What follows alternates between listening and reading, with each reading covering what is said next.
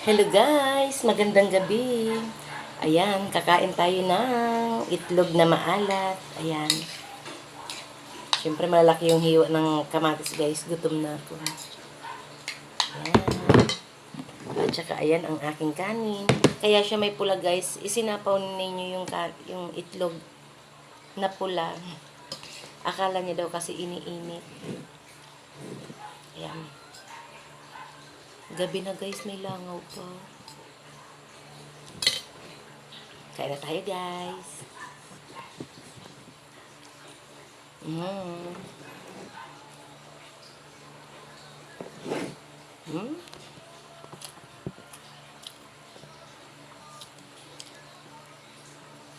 Mm. Very crunchy. Ang kamatis.